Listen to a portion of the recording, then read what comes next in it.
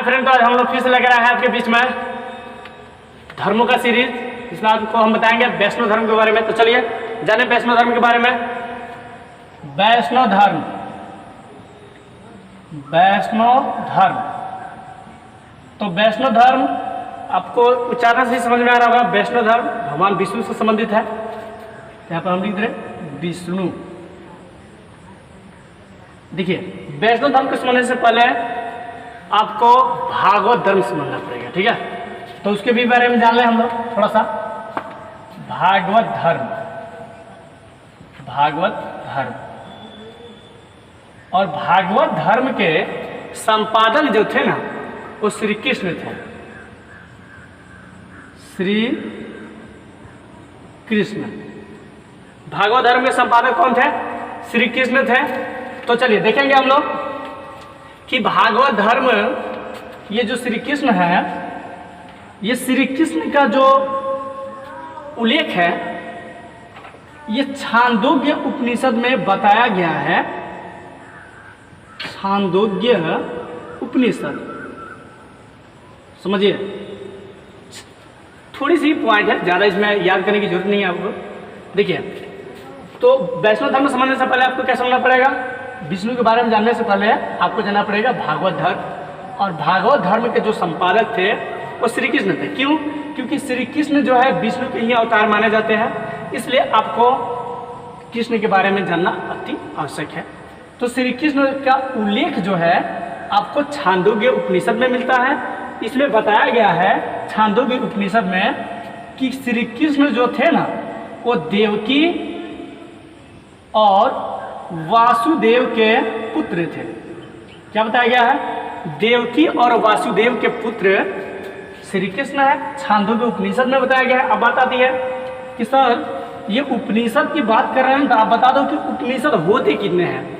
तो उपनिषद की बात बता दें आपको, तो उपनिषदों की संख्या 108 है। उपनिषदों की संख्या कितनी है? 108 है। और हाँ, ये जो उल्लेख है ना विष्णु का जो 10 अवतार है, 10 अवतार, विष्णु के 10 अवतार हुए। और ये 10 अवतारों का जो उल्लेख है वो आपको मत्स्य पुराण में मिलता है। किसमें मिलता है? मत्स्य पुराण में। हाँ, छांदोग्य उपनिषद में ही बताया गया है कि देवकी और वासुदेव के पुत्र हैं और घोर अंगिरस के शिष्य भी बताए जाते हैं। आपको बता दें कि इसका उल्लेख जो है मत्स्य पुराण में 10 अवतारों का उल्लेख मिलता है। पुराणों की बात कर दें तो टोटल पुराणों की संख्या हमारे कितना है? 18 है। कितना है? 18 है। देखिए, अब सबसे पहला विष्णु का जो अवतार है मत्स्य का ही हुआ। आप जानते ही हैं, मछली का अवतार होता है। और वहाँ से जब पूरी धरती जो है जलमग्न हो रही थी, तो इसमें मत्स्य का अवतार होता है। और जो नाव में एक स्त्री और पुरुष, उनका नाम हम भूल रहे हैं, क्या नाम था? शायद कोई अनुराधा या ऐसे कुछ करके नाम था, मालूम ना, भूल रहे हैं। अगर आप जानते हो तो बेटर है कमेंट कीजिएगा। तो वहाँ पर वो नाव को एक किनारे करता है और फिर से पूरी सृष्टि की रचना होती है। जब जब धरती पर पाप बढ़ा है, तब तब विष्णु जो है अपने कई अवतारों में उत्पन्न हुए और यहाँ के जो भी अत्याचार करता था उसका नाश किया। आप श्री कृष्ण की बात बता दें तो श्री कृष्ण जो है, आपको महाभारत देखे होंगे। महाभारत जो है, महाभारत का उसमें श्री कृष्ण क्या बताते हैं? भगवत गीता है, उनको उसमें अर्जुन को बताते हैं। अर्जुन जो क्या था, पांडव पुत्र थे, कुंती का लड़का। तो उसमें बताते हैं कि तुम ना मेरे शरण में आओ। मतलब वहाँ पर बताते हैं कि तुम मेरे शरण में आओ और हाँ, तुम कर्म करो, फल की चिंता ना करो। ऐसे बहुत से भागवत धर्म में ऐसे कहा गया है, भगवत गीता में। तो वहाँ पर ये जो श्री कृष्ण के बारे में उल्लेख है, इससे पहले आपको बता दें, जो मेगास्थनीज आया था ना, मेगास्थनीज। और हाँ, एक मिनट रुकिए, मेगास्थनीज से पहले कार्टियस आया था। आप जानते होंगे कार्टियस का। कार्टियस जो सिकंदर और पोरस के बीच में जो लड़ाई होती है झेलम नदी के तट के किनारे, परुष्णी नदी के तट के जिसे बोलते हैं हम लोग, वहाँ पर जो लड़ाई होती है, शायद झेलम नदी के तट के किनारे लड़ाई होती है, उसमें सिकंदर और पोरस के बीच में जब लड़ाई होती है, तो वहाँ पर ये कार्टियस दोनों के लड़ाइयों का उल्लेख करता है। और वहाँ पर बताता है कि यहाँ के जो राजा होते थे वो लोग सबसे पहले युद्ध करने से पहले क्या करते थे, पूजा करते थे। और आप देखे भी होंगे महाभारत में भी वहाँ पर श्री कृष्ण की ही मतलब लोग आराधना करते हैं, पूजा करते हैं। और सुदर्शन चक्र जो विष्णु का आता है उसमें कितनी तिलियाँ होती है बताइए आप लोग?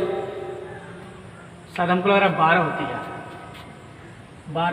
12 ही होती है, 12 तिलियाँ।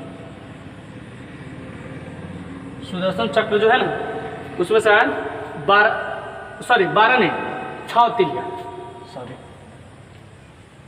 6 तिलियाँ सुदर्शन चक्र में 6 तिलियाँ है, ठीक है। और आपको बता एक बार और रिवीजन कर लीजिए, विष्णु के बारे में जानने से पहले आपको एक बात बता दें आपको। देखिए ये धर्मों का सीरीज काफ़ी आपको 2-3 धर्म पढ़ा चुके हैं हम, बौद्ध धर्म पढ़ा चुके हैं, जैन धर्म पढ़ा है, इस्लाम धर्म पढ़ा है। अगर आप नहीं पढ़े हैं तो आप प्लेलिस्ट पर जाइए और वहाँ से आप बौद्ध, जैन और इस्लाम के बारे में काफ़ी डीपली जानकारी ले सकते हैं।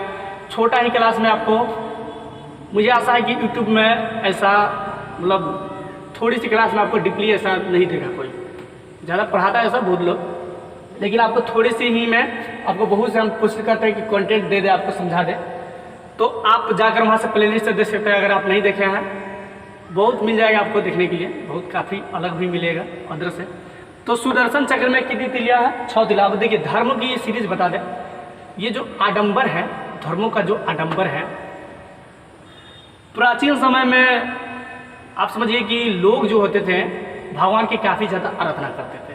अभी मॉडर्न जो युग है इसमें तो थोड़ा सा अलग है, लेकिन प्राचीन समय में लोग भगवान की आराधना करते थे, भगवान को पूजा करते थे, भगवान को मानते थे, उसमें आस्था रखते थे। लेकिन अभी का पीरियड जो कैसा है, अभी तो सिर्फ दिखावा बन गया ना। पहले जो है मंदिरें हुआ करती थी और लोग वहाँ पर पूजा करते थे, मंदिर में भगवान की काफ़ी ज़्यादा ये समझिए आराधना करते थे। अभी तो लोग सिर्फ फॉर्मेलिटी पूरा कर रहे हैं कि हमको ये कर लेना है, हाँ जल्दी जल्दी कर लो, हाँ ठीक है दर्शन कर लेना है, ये सिर्फ फॉर्मेलिटी है। लेकिन प्राचीन समय में लोग मंदिरों में आस्था रहता था, दुर्गा महारानी जो भी मतलब हिंदू धर्म में जो भी है, जो भी जिसका लगाव है, तो लोग वहाँ पर करते थे। अभी जो है प्राचीन से अभी की जो पीरियड है, पहले गांव में एक ही मंदिर हुआ करती थी, लेकिन अब हर एक मोहल्ले में मंदिर हो गई। वो 1 लाख का भंडारा किया है तो हम 4 लाख का करेंगे, ऐसा कंपटीशन आ गया, प्रतिद्वंदी एक दूसरे के यहाँ। मतलब भगवान पर आस्था नहीं है हमारा, बशर्ते किस पर आस्था आ गई, हमको दिखाना है कि हम भगवान के भक्त हैं, भगवान को मानते हैं, भगवान को इतना मानते हैं। वहाँ पर सेवा ही धर्म है, ऐसा आप समझ ले। तो धर्म का सही मायना क्या है? अब किसी धर्म को आप बढ़ावा नहीं दे सकते हैं। ऐसा नहीं कि हिंदू धर्म का बढ़ावा दे रहे हैं या कोई दूसरा धर्म है उसका हम निंदा कर रहे हैं, ऐसा बात नहीं है। मतलब कोई भी धर्म है उसकी आप निंदा या सबकी अपनी चुनने की आज़ादी है, आप चुन सकते हैं। तो चलिए कृष्ण जो है, कितना लोग कृष्ण को मानता है। और हाँ, कृष्ण जो है इनके पूजा का जो है ना उल्लेख, मतलब जो विष्णु थे उनके पूजा का जो उल्लेख है आपको पाणिनि जो थे, पाणिनि ये पाणिनि जो है पूजा का, पूजा बता रहे हैं आपको, ये पूजा जो है इसका उल्लेख पाणिनि जो थे अपने अष्टाध्यायी एक बुक लिखे थे ना, सॉरी यहाँ पर लिख रहे हैं अष्टाध्यायी, उसी बुक में ये बताया। तो अष्टाध्यायी पाणिनि कैसे याद रखेंगे? क्वेश्चन आता है कि अष्टाध्यायी के लेखक कौन है, तो पाणिनि कैसे याद रखेंगे? कोई मान लीजिए व्यक्ति है तो वहाँ 8 अध्याय पढ़ लिया, ठीक है, अष्टाध्यायी पाणिनि कैसे, तो 8 अध्याय पढ़ लिया, तो उसको 8 अध्याय पढ़ेगा तो पानी चाहिए ना उसको, तब याद रखेगा अरे यार पानी पानी पानी, 8 अध्याय पढ़े यार पानी लाओ, तो पानी वहाँ से अष्टाध्यायी पानी यानी पाणिनि। अष्टाध्यायी के लेखक पाणिनि। ये पाणिनि जो थे नंद वंश के जो शासक थे महापद्नंद, उसी का ये मित्र थे और उन्हीं के दरबार में रहते थे पाणिनि साहब। और आप जानते हैं कि पाणिनि जो है संस्कृत व्याकरण के काफ़ी ज़्यादा जाने माने हस्ती माने जाते हैं व्याकरण, ये पाणिनि है। और आपको बता दें विष्णु के 10 अवतार कौन कौन है? मत्स्य है, कूर्म है, वराह है, और क्या है जी, नरसिंह है, वामन है, परशुराम है, बलराम है। बलराम भी माने जाते हैं। आप देखिएगा श्री कृष्ण में जब बलराम को ऐसे माना जाए तो बलराम का भी उल्लेख और श्री कृष्ण जी का उल्लेख कृष्ण लीला में दिखाता है। यहाँ पर दोनों बड़े भाई के रूप में बतलाए जाते हैं। बुध भी माने जाते हैं, जो आपको बताया है। बुध भी राम के ही यानी विष्णु का अवतार ही माने जाते हैं। राम भी माने जाते हैं, परशुराम भी माने जाते हैं, और लास्ट जो अवतार है वो कल्कि यानी मैत्रेयी का अवतार माना जाएगा। तो चलिए, ये तो हो गया हमारा भागवत धर्म में श्री कृष्ण का उल्लेख। कहाँ से मिल गया आपको? छांदोग्य उपनिषद से मिल गया। साथ ही साथ ऋग वैदिक काल वायु पुराण में भी मिला है श्री कृष्ण का उल्लेख। और आपको बता दें, मत्स्य पुराण में सबसे पहला 10 अवतारों का उल्लेख मिला है। और हाँ, सतयुग में कौन कौन से अवतार हुए? सतयुग, 3 युग लिख दे रहे हैं हम यहाँ पर, दिखाई दे रहे हैं ऊपर? हाँ, दे रहा हूँ। देखिए, एक सतयुग है, सतयुग है मान लीजिए, और उसके बाद क्या था? त्रेता युग था, और उसके बाद द्वापर, और उसके बाद कलयुग, जो अभी हम लोग जी रहे हैं इसी युग में। तो सतयुग में मत्स्य का अवतार हुआ, कूर्म का अवतार हुआ, मतलब कछुआ का, ठीक है। उसके बाद बरा, सुअर, नरसिंह का, जो मानव भी थे, और नर और मानव दोनों थे, नरसिंह थे, मतलब जानवर और मानव दोनों मिलकर। आपने हिरण्यकशिपु का सब कहानी सुने होंगे, उसमें बताया गया है। त्रेता युग में वामन का अवतार, बौने का अवतार होता है। परशुराम, राम का भी अवतार होता है। त्रेता में, द्वापर में क्या होती है? द्वापर में कृष्ण का और बुद्ध का। इसका मतलब द्वापर युग में ही कृष्ण का जब अवतार है, तो द्वापर युग में ही महाभारत हुई है। महाभारत की जो लड़ाई है ना, आपको 18 दिनों तक चली है। कितने दिनों तक चली है? 18 दिनों तक। तो देखिए, ये जो मेघास्त्री आया था, थोड़ा सा बता दे रहे हैं। मेघास्त्री जब आया था, लास्ट ही है, मेघास्त्री जब आया था ना, तो वो मथुरा को मेथुरा कहता था, और यहाँ के जो श्री कृष्ण थे ना, उसको हेरिक्लिस कहता था। बारिश हो रही है, थोड़ी सी आवाज़ आ रही है। हेरिक्लिस कहता था। ऐसे करके अपने वर्णन किया है इंडिका नामक पुस्तक में। इंडिका नामक पुस्तक है, इसमें बताया है कि श्री कृष्ण को हेरिक्लिस कहता था और मथुरा को मेथुरा कहता था। इसका मतलब चाणक्य के समय जो चंद्रगुप्त मौर्य थे, उनके समय में ये भी श्री कृष्ण का उल्लेख मिलता है। और श्री कृष्ण के अभी भी बहुत लोग अष्टयाम करते हैं, राम के जप करते हैं, ऐसा बहुत लोगों का भक्त है। तो एग्जाम के पॉइंट ऑफ व्यू से देखा जाए तो इतना पॉइंट जो हम आपको बताया है काफ़ी है। हाँ, घोर अंगिरस जो है श्री कृष्ण, जो विष्णु है उनका शिष्य माने जाते, मतलब श्री कृष्ण के वो गुरु माने जाते हैं, उनके शिष्य हैं। और देवकी पुत्र और वासुदेव के रूप में छांदोग्य उपनिषद में मिलता है। ये इम्पोर्टेंट है आपके लिए। और हाँ, एक बात और भूल गए, जो वैष्णव धर्म को मानते थे ना दक्षिण भारत में, उनको अलवार कहा जाता था। बहुत इम्पोर्टेंट, ये तो छोड़ ही दे रहे थे। और जो शैव धर्म को मानते थे दक्षिण भारत में, उनको नैनार कहा जाता था। अब याद रख सकते हैं, बहुत कन्फ्यूजन करता है। दक्षिण भारत के जो भी लोग मानते थे ना शैव धर्म को, उनको नैनार कहते थे, और जो वैष्णव धर्म को मानते थे उनको अलवार कहते थे। तो शिव को नैनार कहेंगे, शैव धर्म को मानने वाला। तो वहाँ पर शैव धर्म पढ़ाएंगे इसके बाद वाले सीरीज में, शिव के बारे में।